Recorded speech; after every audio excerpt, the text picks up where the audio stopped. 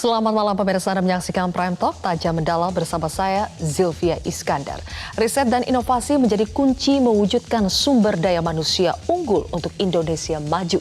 Presiden Joko Widodo memerintahkan Menristek, Kepala Badan Riset dan Inovasi Nasional Bambang Brojonegoro untuk membangun bangsa yang inovatif lewat riset. Seperti apa strategi Menristek untuk menciptakan nilai tambah melalui riset dan inovasi di tengah terbatasnya anggaran? Berikut wawancara rekan Ade Mulya bersama dengan Menristek, Kepala BRIN Bambang Brojonegoro. Anda kembali menyaksikan Prime Talk Tajam Mendalam bersama saya Ade Mulya. Pemirsa, Presiden Joko Widodo menginstruksikan agar fokus penelitian dan riset ke depan harus terarah untuk memberikan solusi untuk segala macam permasalahan bangsa. Sudah sejauh apakah rencana ini diterapkan dan apa saja langkah Menristek ke depan? Saya akan berbincang dengan Menteri Riset dan Teknologi dan Kepala Badan Riset dan Inovasi Nasional Bambang Brojonegoro. Selamat petang, Pak Menteri. Petang. Kalau sudah pernah pegang Bappenas, katanya banyak orang sudah ngelotok gitu ya. Yeah. Sektor apapun pasti bisa. Ini gimana, Pak? Menurut Bapak? Memang betul, ketika saya di Bappenas, saya harus mempelajari banyak hal, segala aspek yang terkait pembangunan di Indonesia, sehingga ketika ditugasi oleh Bapak Presiden untuk memegang Kementerian Riset dan Teknologi, sekaligus Badan Riset dan Inovasi Nasional, maka saya coba langsung fokus kepada apa yang mengkaitkan kegiatan riset, kemudian transfer teknologi, dan terutama pengembangan inovasi terhadap konteks pembangunan. Sehingga ini memudahkan saya nantinya ketika membuat program-program prioritas. Yang pasti sesuai dengan perintah Bapak Presiden ketika menugaskan saya di kementerian ini adalah jangan sampai riset itu tidak berujung kepada sesuatu. Artinya tidak memecahkan masalah yang ada di masyarakat dan juga tidak mendorong percepatan dari pertumbuhan ekonomi itu sendiri. Sehingga amanat beliau adalah riset harus terintegrasi, tapi juga harus didorong terus hilirisasinya menuju inovasi. Oke. Jika memang riset diarahkan sebagai solusi permasalahan bangsa, apa saja permasalahan bangsa yang jadi prioritas dari Kemenristek dan juga BRIN ini untuk segera dituntaskan, atau kemudian riset yang kemudian difokuskan untuk apa saja? Ya, kebetulan dengan background saya baik di keuangan sebelumnya maupun di Bappenas, saya melihat bahwa yang namanya kegiatan riset dan inovasi itu kan harus menjawab permasalahan bangsa. Nah, salah satu permasalahan tantangan kita terbesar sebagai bangsa adalah bagaimana kita keluar dari middle income trap, ya, menjadi negara maju, negara berpendapatan tinggi, dan otomatis kita harus melakukan transformasi ekonomi. Transformasi ekonomi dari negara yang sangat berbasis pada sumber daya alam menjadi negara yang berbasis pada inovasi. Nah, untuk mencapai tujuan negara berbasis inovasi, dari sejak saya bergabung di kementerian ini, kami membuat tiga arah prioritas dari pengembangan riset dan teknologi, ya, yang kemudian menjurus inovasi. Yaitu pertama, teknologi tepat guna. Ini untuk benar-benar menjawab permasalahan yang ada di masyarakat, yang bahkan kadang-kadang sifatnya lokal, ya, yang mungkin tidak bisa direplikasi begitu saja ke daerah lain. Kedua, riset itu juga harus mengarah pada penciptaan nilai tambah sekaligus hilirisasi dari sumber daya alam, ya. Karena kita kaya sumber daya alam, tapi kita keasikan dengan ekspor bahan mentah, sehingga harus ada upaya untuk bagaimana menciptakan nilai tambah dari sumber daya alam yang sudah kita miliki itu.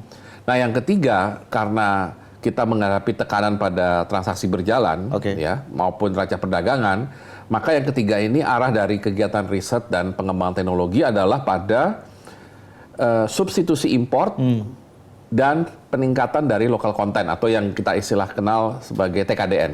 Ya, TKDN harus ditingkatkan menuju substitusi import, dan itu kembali lagi harus didukung dengan pemahaman riset dan alih teknologi yang kuat. Termasuk B20 segala macam. Itu adalah daripada import. Kalau B20 itu menariknya itu bisa dua-duanya, bisa penciptaan nilai tambah dari sawitnya misalkan, atau dari komoditas lain nantinya.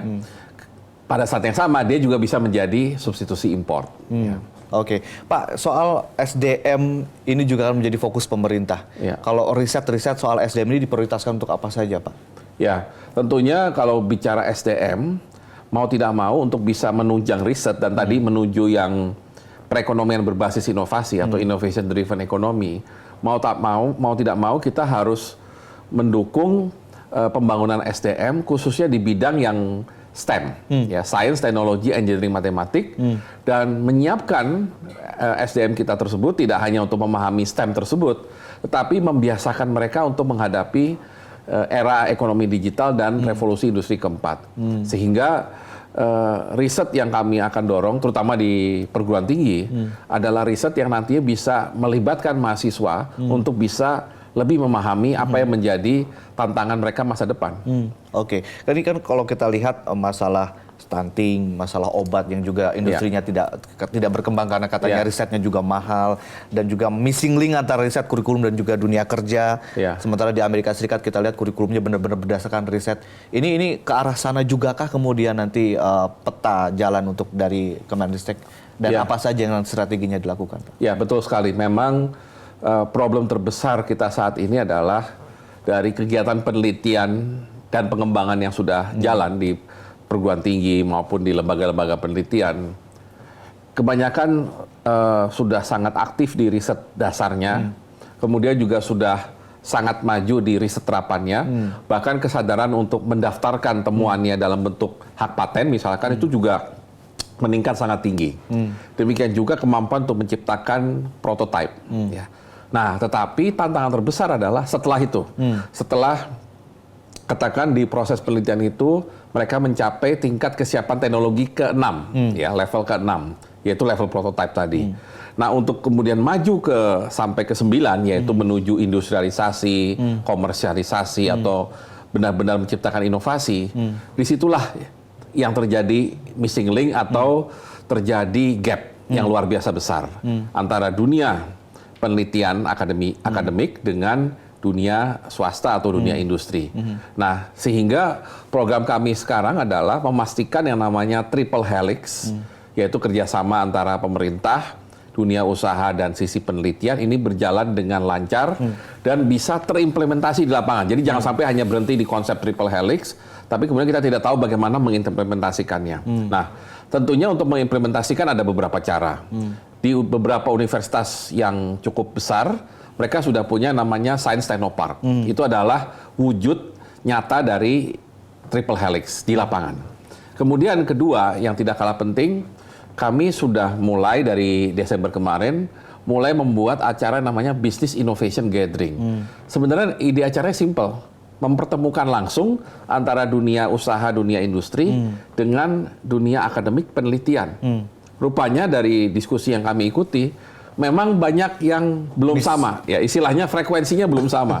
Ya, perguruan tinggi menganggap apa yang dilakukan itu sudah cukup baik, tapi bagi dunia industri itu belum cukup untuk membuat mereka mau membawa itu menjadi produksi mereka. Nah, sehingga kami akan membuat series meeting seperti ini, ya lebih sering dan menurut bidang, termasuk bidang kesehatan yang tadi Anda sampaikan. Karena di bidang kesehatan, ya sayang sekali. 90% bahan baku obat kita import. Ini juga demikian juga alat kesehatan. Transaksi defisit perdagangan juga terjadi. Jadi intinya memang di bidang kesehatan itu kita juga ingin mendorong supaya yang namanya obat modern asli Indonesia, yaitu obat herbal yang sudah melalui uji klinis, ini mulai dijadikan mainstream. Sehingga kita tidak lagi tergantung kepada obat-obatan yang diimport dari luar, yang bahan-bahannya kebanyakan dari kimia. Itu juga jadi fokus begitu ya Pak ya? Salah satu fokus karena tadi untuk nilai tambah dan sekaligus substitusi import. Oke. Ini masih soal SDM Pak. Bagaimana kemudian Kemenristek memaksimalkan teknologi agar kemudian mampu melakukan pemerataan di bidang pendidikan Pak? Kalau kita lihat kan ada tol langit sekarang, kemudian juga palaparing dan segala macam. Ini kemudian akan dimanfaatkan seperti apa oleh Kemenristek? Ya. Kebetulan di penelitian yang juga kami dukung, itu kan tidak hanya di bidang sains teknologi. Cukup banyak yang di bidang sosial dan termasuk bidang pendidikan. Dan kami melihat dengan makin maraknya ekonomi teknologi digital, ini justru memberikan peluang untuk pemerataan pendidikan. Ya.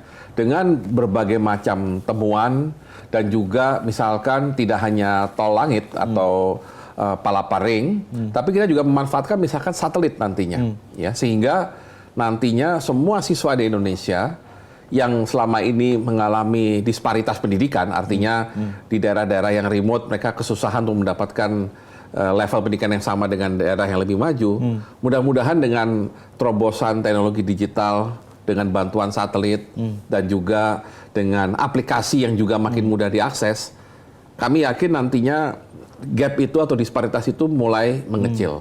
Dan itu sudah kami uji cobakan waktu itu, misalkan waktu di Bappenas tuh di Papua misalkan, di mana murid-muridnya langsung dikenalkan, tidak lagi kita bicara hanya sekedar perbaikan kurikulum, tapi mereka langsung dibiasakan setiap hari itu memakai iPad untuk mengikuti materi pelajaran yang diberikan oleh gurunya. Oke, ini soal SDM dan juga kaitannya dengan ekonomi, Pak. Saya tertarik sekali tadi dengan agar kemudian kita tidak terjebak dalam jebakan kelas menengah begitu ya. Ini inovasi macam apa sih, Pak, yang kemudian secara real ini bisa kemudian membawa Indonesia terhindar dari jebakan ini? Ya, mau tidak mau memang inovasi ini harus pada bidang yang akan menjadi kekuatan atau daya saingnya Indonesia. Ya. Nah, kalau saya ambil contoh keberhasilan Korea Selatan hari ini, ya karena mereka benar-benar fokus pada inovasi, pada produk di mana mereka kuat.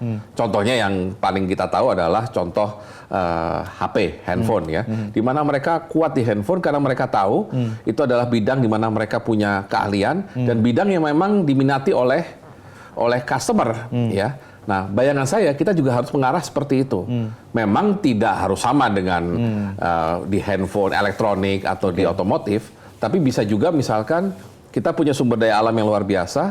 Nah, hilirisasi sumber daya alam itu yang kita harapkan didukung dengan inovasi kita, sehingga kita nanti muncul dengan inovasi yang basisnya masih sumber daya alam kita, sehingga kita punya daya saing karena bahan bakunya dari Indonesia. Dan kedua, karena sudah ada sentuhan riset dan inovasi, maka produk itu juga nanti bisa bersaing di pasar global. Baik, baik. Pak Bambang, nanti kita tentunya akan lanjutkan lagi perbincangannya usai jeda.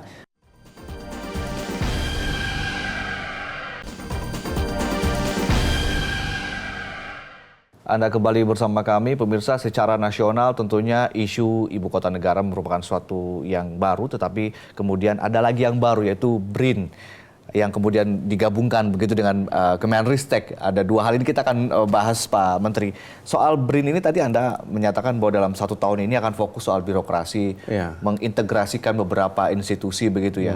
Nanti institusi apa saja, Pak, selain LIPI, BPPT, yang kemudian digabungkan di bawah satu naungan BRIN ini? Ya, nantinya seperti saya sampaikan, BRIN itu akan menjadi satu-satunya lembaga pemerintah di bidang penelitian, pengembangan, pengkajian, penerapan, yang otomatis akan mengintegrasikan ada 4 lembaga pemerintah non-kementerian yang kebetulan ada di bawah koordinasi kami di Kemenristek, yaitu LIPI, BPPT, Batan, Badan Tenaga Nuklir Nasional, dan LAPAN, Lembaga Penerbangan dan Antariksa Nasional.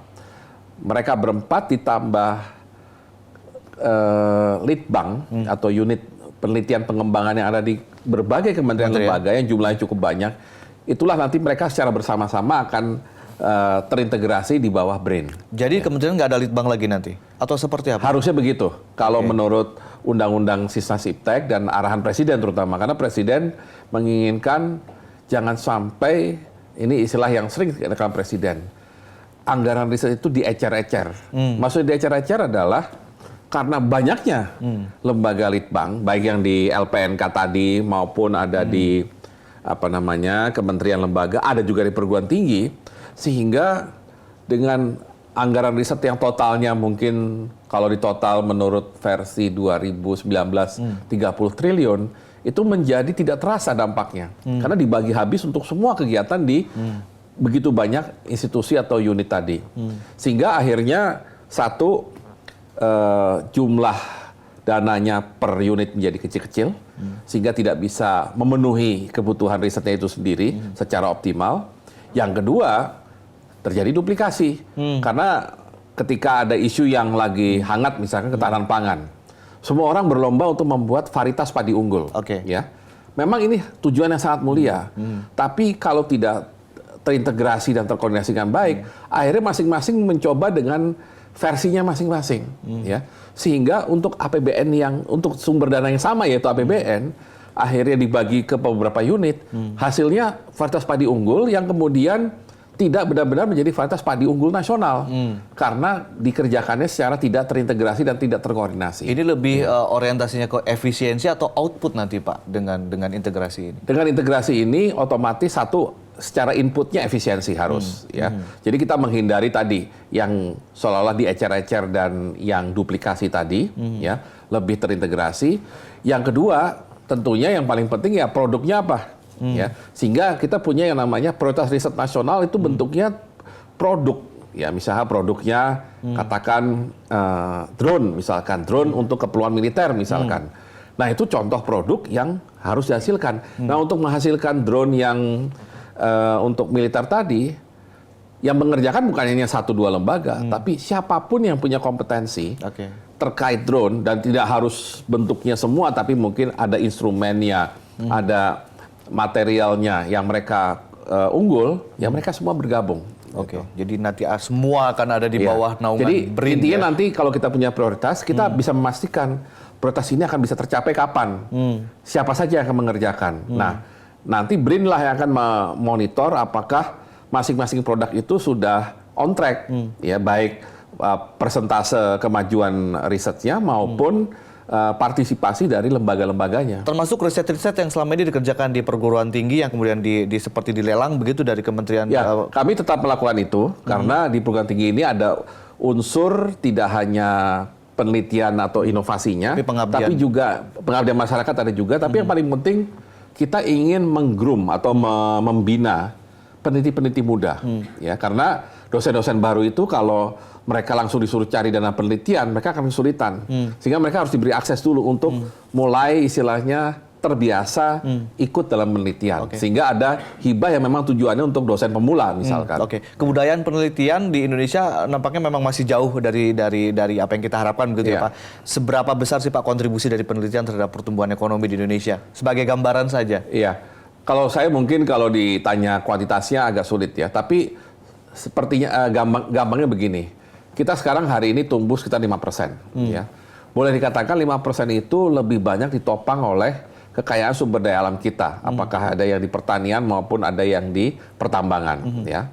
Nah, kalau kita ingat ya, negara-negara seperti Korea atau China di tahun-tahun sebelumnya dan Jepang di masa lalu, mereka pernah tumbuh itu tinggi sekali. China tuh pernah tumbuh double digit dalam waktu lebih dari 10 tahun. Korea juga mendekati 10%. Jepang demikian juga di masa lalu. Nah itu bisa dilakukan, satu, padahal mereka tidak punya sumber daya alam.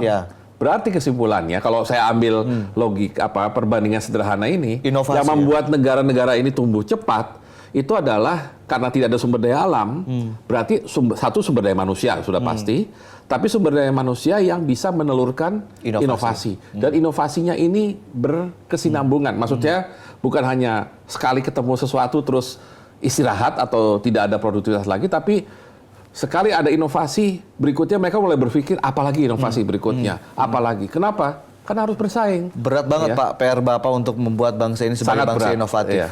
Masih butuh jalan panjang begitu ya.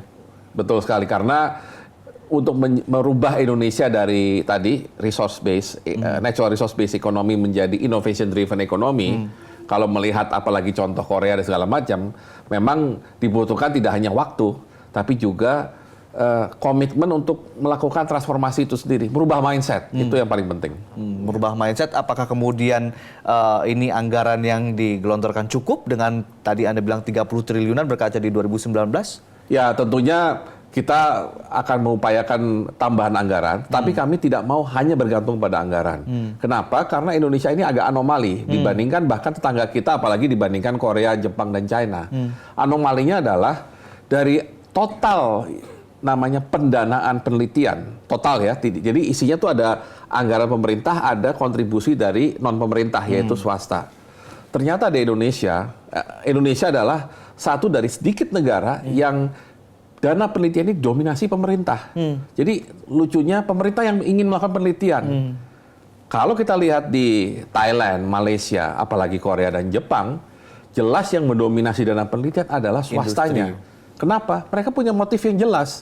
Mereka ingin mengembangkan produk, mereka ingin menang persaingan, mereka ingin seperti berpikirnya pengusaha dapat profit yang paling besar. Baik. Ya, bukan pemerintah harusnya yang dominan. Ekosistem juga diperlukan Sangat untuk kemudian perlu, dibangun ya. begitu ya. Nah, tadi inovasi yang kemudian masyarakat harapan yang terjadi besar-besaran adalah ketika kita bicara ibu kota negara yang katanya akan banyak inovasi di sana dari berbagai macam aspek. Kami ingin juga mendengar dari versi Menristek tentunya, dan pemirsa nanti kita akan membahasnya usai jeda. Tetaplah bersama kami.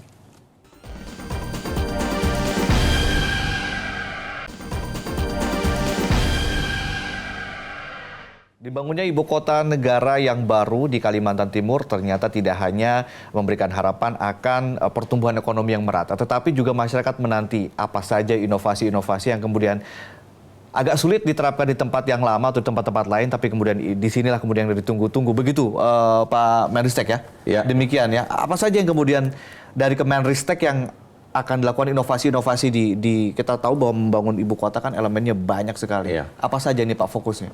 Kalau boleh saya klasifikasikan, jadi sentuhan teknologi terkini yang akan diterapkan di ibu kota itu ada dua aspek. Satu yaitu pada penyelenggaraan perkotaannya sendiri, ya, teknologi yang diadaptasi untuk berbagai kegiatan terkait perkotaan. Yang kedua adalah harapan Presiden bahwa di dalam ibu kota tersebut akan juga selain pusat pemerintahan, kantor-kantor pemerintah dan seterusnya, harap dibangun juga, kalau istilah Presiden itu adalah tentunya world class university yang akan mendukung science, teknologi dan innovation hub. Ya.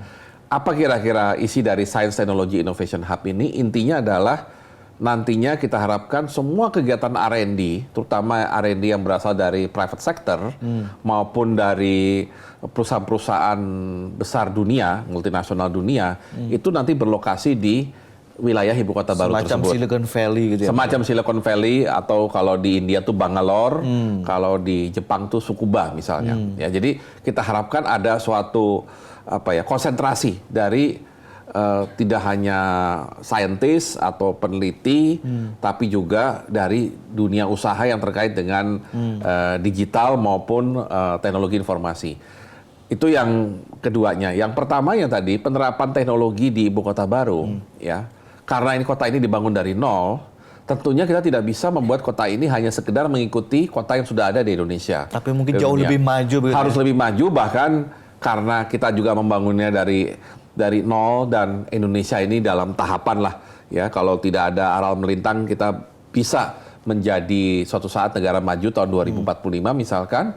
Maka kita harus menciptakan kota itu seperti layaknya kota negara maju untuk masa yang akan datang, ya. Sehingga diharapkan nanti teknologi-teknologi terkini yang sudah bisa diaplikasikan itu harus nanti diadaptasi di ibu kota baru. Jadi kiblatnya inovasi Indonesia lah, artinya kiblat inovasi ya? Indonesia, dan juga kiblat dari bagaimana menata kota di Indonesia. Tidak hanya menata kota secara tradisional, tapi juga menata kota dengan sentuhan teknologi. Sehingga bayangannya nanti perencanaan dari awal, karena ini membangun dari nol, itu sudah harus perencanaan yang mengantisipasi teknologi yang akan dipakai. Jadi jangan sampai nanti seperti ya kota-kota di Indonesia pada umumnya, ketika ada teknologi yang baru masuk, misalkan Jakarta membangun MRT, itu kan prosesnya begitu complicated dan itu pun bukan hal yang baru untuk negara yang lain kan. Ya, jadi artinya ketika kita nanti berhadapan dengan teknologi baru, kalau bisa perencanaan kita sudah mengadaptasi itu, sehingga tidak ada lagi nanti apakah harus dibongkar ulang, apakah harus merubah sistem secara total. Ya, diupayakan segala sesuatunya harus smooth.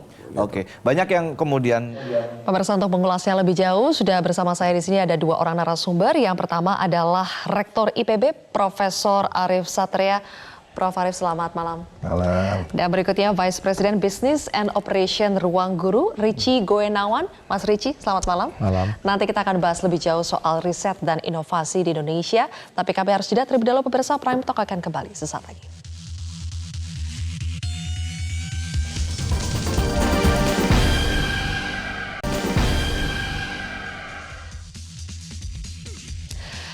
Pemirsa Menristek, Kepala BRIN Bambang Brojonegoro menjelaskan anggaran riset tahun 2020 diperkirakan sekitar 30 triliun rupiah.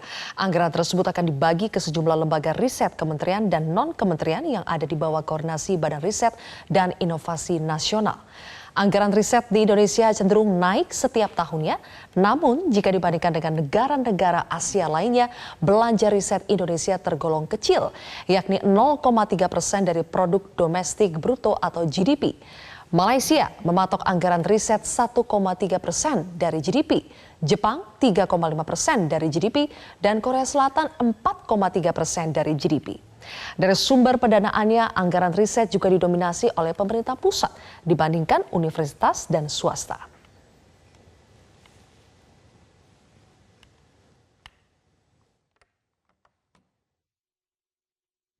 Baik, pemirsa, saya akan langsung mengulasnya bersama dengan Rektor IPB dan juga Vice President Business and Operation dari Ruang Guru. Saya ke Prof. Arief terlebih dahulu. Prof. Arief, jadi sebetulnya problem utama riset kita itu ada di anggaran yang terbatas atau memang gap antara dunia penelitian dengan kebutuhan industri atau swasta? Saya kira dua-duanya. Pertama soal dana. Memang dana kita 30 triliun, namun dibagi ke 45 kementerian. Bahkan untuk pendidikan tinggi hanya sekitar 1,37 triliun. Jadi jauh dibandingkan dengan apa yang sebenarnya kita harapkan. Yang diharapkan sebetulnya gimana sih idealnya? Yang kita harapkan sebenarnya manajemen lembaga. Nah, sebenarnya gagasan BRIN itu adalah dalam rangka untuk mengintegrasikan lembaga-lembaga riset yang ada di kementerian dengan kampus. Kalau kita lihat di Belanda itu namanya Wageningen University and Research, karena di dalamnya adalah kolaborasi antara lembaga pemerintah dengan perguruan tinggi. Di Jepang tidak ada lembaga riset pemerintah yang mandiri. Semua berkolaborasi dengan kampus. Kalau kita situasinya sekarang oleh karena itu sebenarnya kalau saya menangkap dari Pak Menteri sekarang ini ingin berusaha mencoba untuk mensinergikan dan mengintegrasikan. Selama ini jalan-jalan masing-masing. 45 kementerian lembaga itu sendiri, kampus sendiri, betul, tidak terintegrasi. Sehingga bisa overlap. Sehingga persoalannya sebenarnya kalau 30 triliun itu dikelola bersama dengan roadmap riset yang terkoordinasikan dengan sangat baik, maka akan bisa menghasilkan produk-produk yang bisa menjawab kebutuhan. Jadi bukan karena anggarannya, tetapi karena pengelolaannya, pembagiannya. Selama ini terlalu banyak diecer-ecer. Betul. Nah, jadi menurut saya kalau seandainya ini benar-benar ada klaster-klaster riset atau hub-hub riset, misalnya IPB diminta untuk lead di bidang pertanian, kehutanan, perikanan, dan peternakan misalnya, atau bioteknologi. Kemudian yang lain bisa sama-sama gabung. Kemudian perguruan tinggi lain lagi diberi mandat apa. Itu saya kira dibagi-bagi saja gitu ya? Dibagi per klaster, dan kemudian kita bersama-sama dengan lembaga pemerintahan yang ada. Karena dengan adanya pola seperti sekarang ini, maka masing-masing punya target, punya roadmap sendiri-sendiri, seringkali dana yang sama untuk riset yang sama, sehingga tidak efektif untuk bisa menjawab kebutuhan. Padahal kita perlu sekali dengan dana yang terbatas bisa membuat hasil riset lebih efektif. Karena inovasi akan muncul karena berbasis pada riset yang kuat. IPB per tahun dapat berapa tuh, Prof, dana untuk riset dari pemerintah? Dari pemerintah kurang lebih sekitar 40 miliar, ya 40 miliar, dan sekarang mungkin turun lagi, ya. Cenderung turun tiap tahunnya atau gimana? Ya, kadang-kadang naik, kadang-kadang turun. Namun kita juga berusaha kerjasama dengan mitra-mitra internasional, dengan perguruan tinggi asing, dengan lembaga-lembaga internasional, dengan funding-funding internasional, termasuk dengan swasta, nasional maupun internasional. Nah, justru kita dengan menggandeng perguruan tinggi lain, menggandeng swasta itu untuk bisa melengkapi dari apa yang sudah diberikan oleh pemerintah. Selama ini kalau kita mendengar kata riset, inovasi, sepertinya itu hal yang jauh dari kita, padahal sebetulnya itu yang utamanya dibutuhkan oleh sebuah industri untuk bisa berkembang dari hasil riset tersebut. Saya ingin tanya dengan ada pelaku startup di sini, Mas Ricci, seberapa penting riset dan inovasi untuk menjalankan sebuah bisnis, contohnya di Ruang Guru? Nah, kalau dari Ruang Guru, kami sebagai startup di bidang pendidikan, riset itu sangat penting. Karena misalnya bisa dibilang di sektor pendidikan pun jumlah riset yang ada pun mungkin belum banyak. Karena mungkin bisa dibanding sektor-sektor lain seperti e-commerce ataupun consumer goods gitu-gitu. Jadi bagi kami itu penting untuk ngedrive riset, dan hampir semua inovasi kami itu munculnya dari hasil riset. Dan risetnya selalu fokus ke target konsumen kita, yaitu siswa-siswa dari SD sampai SMA dan juga orang tuanya mereka. apa sih yang mereka ngalamin, yang kebutuhan yang belum bisa tercapai oleh apa yang mereka dapatkan dari sekolah, yang kita sebagai aplikasi belajar bisa membantu. Jadi risetnya sangat penting. Oke, selama ini riset yang dilakukan di Ruang Guru itu dilakukan sendiri, ada timnya sendiri, atau misalnya sudah pernah berkolaborasi dengan kampus? Nah, sebenarnya kan kita sebagai startup ya, kita mungkin nggak sesanggup pemain swasta lainnya yang lebih besar. Nah, kita kan mindsetnya selalu lean, jadi memang mayoritas dari riset kami melakukan sendiri. Tapi kita juga sudah mulai kolaborasi contohnya sama Universitas Indonesia untuk lebih memikirkan riset di lapangan. Misalnya waktu kami sudah mulai ekspansi dari melayani SD sampai SMA, juga ke sekarang namanya lifelong learning, di mana dunia untuk para dewasa, mahasiswa, para pekerja, apalagi yang kita bisa membantu untuk meningkatkan keterampilan mereka. Oke. Nah, itu risetnya, karena itu sesuatu yang baru juga bagi kami sadar bahwa harus kolaborasi untuk melakukan riset yang lebih efisien, lebih cepat. Oke, biasanya tawaran untuk riset itu bagaimana sih dari industri yang request, saya maunya riset ini, tolong dibuatkan risetnya, atau misalnya ada juga dari kampus yang langsung datang menawari. Kalau dari Ruang Guru seperti apa? Nah, bisa dua-duanya, karena kami juga menjaga hubungan yang dekat ya, misalnya dengan institusi-institusi. Jadi contoh tadi yang untuk Universitas Indonesia, kebetulan mereka yang menawarkan, terus kami melihat, oh ada peluang, kenapa tidak? Ya kan, karena dari para mahasiswanya Universitas UI, mereka bilang mungkin ada nggak proyek yang mereka juga bisa mengembangkan skill riset mereka juga. Nah, cuma ada lainnya juga, kadang-kadang kita juga reach out ke institusi lain. Jadi bisa fluid sih, dinamik. Oke. Saling reach out lah ya. Betul, Oke, jangan betul menutup sekali. diri. Nanti saya minta tanggapannya ya, Prof. Arief, tapi kita harus jeda terlebih dahulu. Sejenak pemirsa, Prime Talk akan kembali sesaat lagi.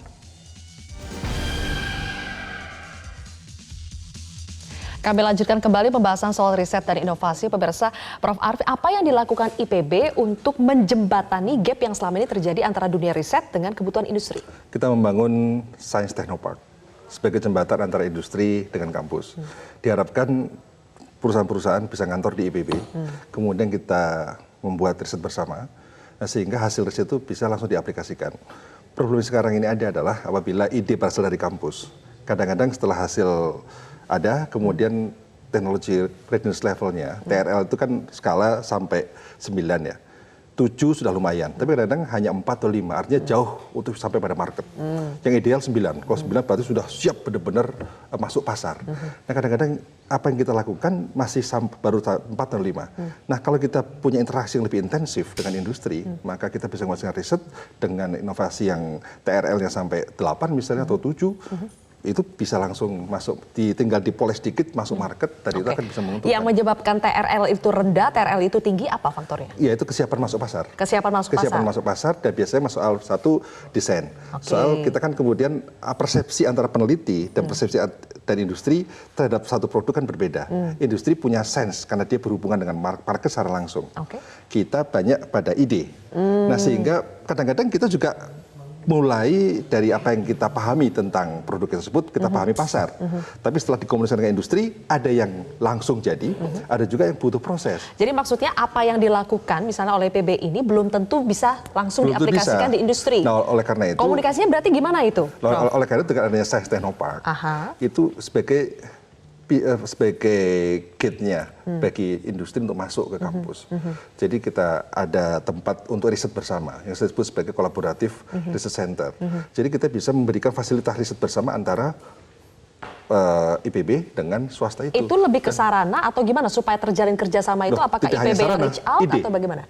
Ide kemudian sampai pada sarana prasarana. Nah kalau itu terjadi, saya kira akan banyak produk-produk inovasi yang bisa langsung ke pasar. Dan kemudian biasanya kalau risetnya kolaboratif, maka ada pembagian royalti. Misalnya biasanya untuk licensing kan 4%, berarti 2% atau 6%, bagi 3%. Nah itu saya kira fair. Nah yang kita harapkan adalah industri mestinya sudah harus mulai memperkuat R&D dengan menggandeng kampus supaya lebih efisien daripada dia harus meng-hire biasanya kan setiap perusahaan-perusahaan itu punya timnya sendiri, punya tim risetnya sendiri. Jadi bagaimana ini dari IPB misalnya mau menjual hasil risetnya itu ke perusahaan bagaimana? Loh, kita masing-masing punya strength, punya kekuatan yang berbeda-beda. Apapun juga imajinasi dan kemudian kreativitas orang-orang yang ada di kampus juga seringkali dilirik oleh perusahaan sebagai sebuah strength yang kadang-kadang berpikir kan gini, dalam dunia riset, dalam dunia akademik itu setiap orang itu kita anggap punya strength masing-masing. Baik, oke. Sehingga tidak bisa kita memonopoli satu ide, satu gagasan dan sebagainya. Oke. Tapi dengan adanya kolaborasi, saya kira semua ide bisa berkumpul dan Dan kekuatan ternyata bisa selama ini menyatu. untuk IPB dana dari Alhamdulillah. pemerintah tadi 40 miliar, dana dari swasta lebih banyak ya, Ya, Prof? sekitar itu untuk dana di luar pemerintah kita lebih banyak. Nah, kita mendorong agar tentu kalau pemerintah memberikan dana lebih besar lebih bagus lagi. Tapi sebenarnya yang kita perlukan dari pemerintah lebih banyak pada infrastruktur. Oke, Karena insentif itu yang dibutuhkan ya? Insentif dibutuhkan dari infrastruktur riset, lab-lab yang canggih. Bagaimana kita menghasilkan sebuah alat, sebuah produk yang qualified, yang Baik. bermutu kalau peralatan labnya Ya. kita harus hormat kepada alat lab karena alat labnya lebih tua daripada kita. Ngomong-ngomong soal usia ini, saya ingin tahu peran anak muda yang bisa dikembangkan kalau menurut Mas Ricci seperti apa? Karena selama ini dunia riset kerap kali diasosiasikan dengan yang tua-tua, padahal anak muda di sini bisa mengambil bagian. Bagaimana cara Ruang Guru itu mendorong anak-anak muda supaya lebih giat lagi melakukan riset? Nah, pertama dari saya sendiri, saya nggak percaya bahwa itu sebenarnya persepsinya hanya untuk yang tua-tua. Di Ruang Guru aja kami lebih dari 4.000 karyawan. Mayoritas tuh anak-anak yang milenial sangat muda. Dan mereka sangat antusias kalau melakukan riset. Yang intinya yang penting adalah kita dari manajemen, dari leadershipnya Ruang Guru, kita tuh selalu mengajarkan juga ke karyawan, apa sih seberapa penting riset itu. Dan tanpa riset jangan mempropos ide-ide baru, karena kalian idenya nggak bisa cuma ngayal-ngayal Ya, aja. kosong gitu ya, tanpa Harus data. ada supportingnya. Nah itu kalau udah dibikin budaya begitu, dan kami di Ruang Guru sangat data driven culture-nya kan. Nah itu otomatis anak-anak muda ini semua juga menyanggupi bahwa, riset ini ternyata oke, bisa membantu mereka mencapai apa yang mereka mau propose. Ide-ide mereka bisa diciptakan jadi terrealisasi. Nah itu satu, jadi harus ada motivasinya dong. Oke, baik. Terima kasih Iya. Mas Ricci dan juga Prof. Arief. Terima Sama-sama. kasih sudah bergabung bersama kami di Prime Talk hari ini.